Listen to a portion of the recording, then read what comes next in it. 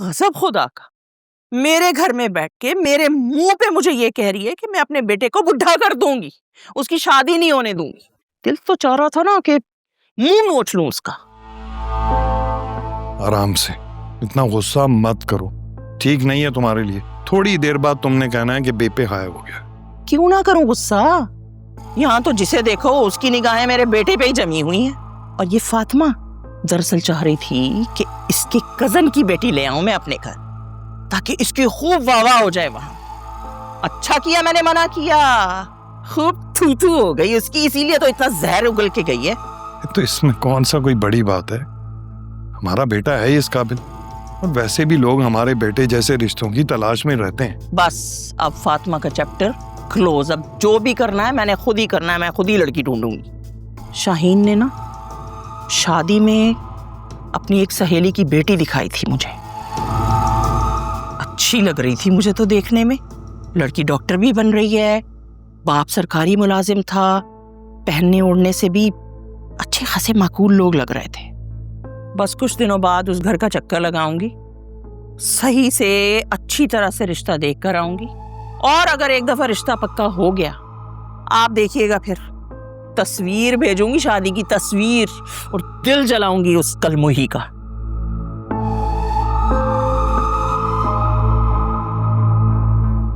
बहुत बहुत इसने जलाया आज मेरा दिल।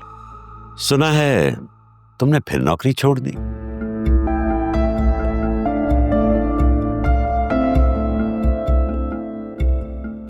जी सही सुना आपने।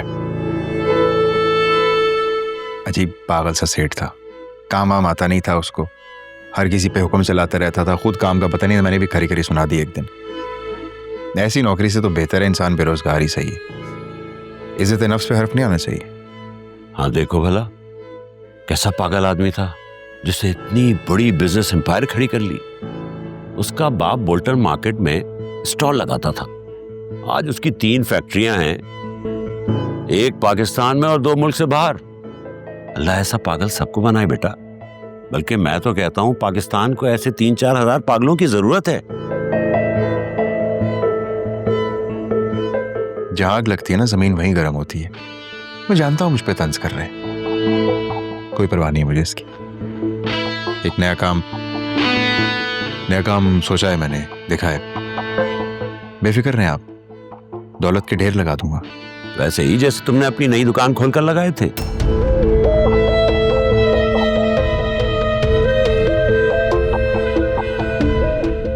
मुझे बेइज्जती करने के लिए यहां बुलाया गया है? और तुम्हें मैं कुछ भी बताऊं, तुमने वो बात हर एक को आके बतानी होती है? जोया से तमीज से बात करो, वो तुम्हारी बीवी है, गुलाम नहीं। और ये तुम हर एक किसको कह रहे हो?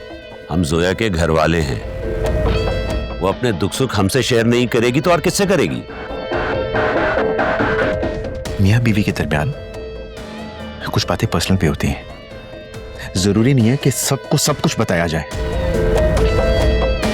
बेटा गुस्सा मत करो, असल में जोया अपने बाप की बहुत चहेती है, इसलिए परेशान हो रहे हैं।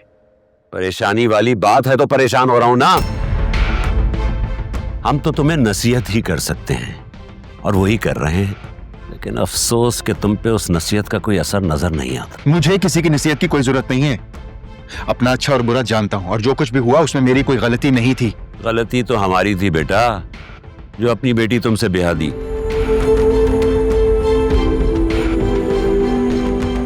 जिस दिन से शादी हुई है उस दिन से बेचारी सब्र कर रही है।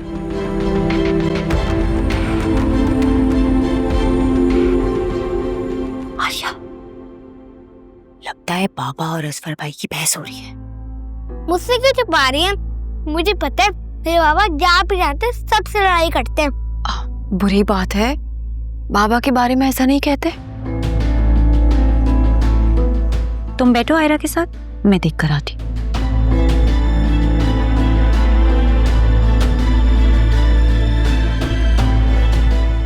मुझे बेइज्जत करने के लिए यहाँ बुलाया गया है?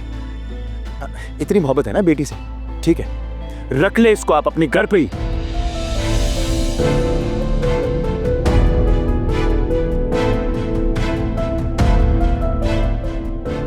बाबा का वो मतलब नहीं था। आप क्या छोटी छोटी बातों को दिल पे लगा लेते हैं? आप भी ना हद करते हैं।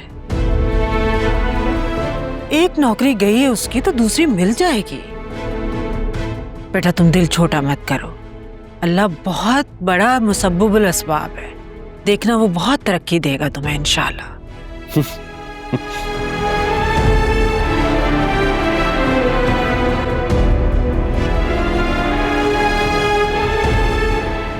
आमीन। शुक्र है इस घर में कोई तो है जिसे ये पता है कि दामाद की इज्जत कैसे की जाती है, वरना कुछ लोग तो 5 मिनट बाहर तुम्हारा इंतजार कर रहा हूँ, तुमने आना हो तो आ जाना।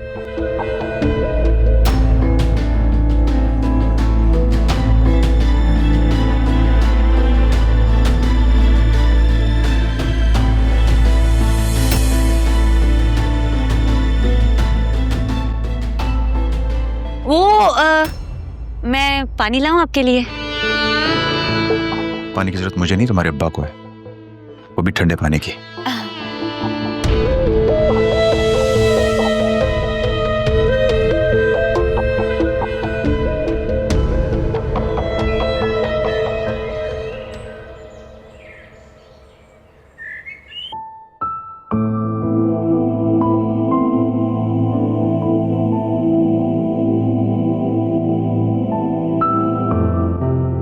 मुझे बेइज्जत करने के लिए यहाँ बुलाया गया। इतनी मोहब्बत है ना बेटी से, ठीक है, रख ले इसको आप अपने घर पे ही।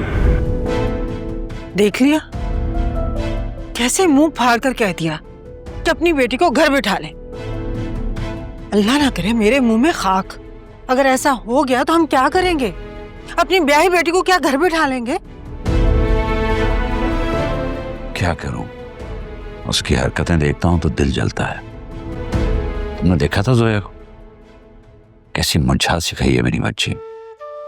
कहीं से लगता है वो आलिया से सिर्फ 3 साल बड़ी है। ये सब तुम्हारी माँ का किया धरा है। ये बेजोड़ रिश्ता उन्होंने ही करवाया था। बाबा, जो होना था वो तो हो गया। जोया पहले ही असफर भाई की वजह से परेशान रहती थी और से आपने इतनी बातें सुना दी।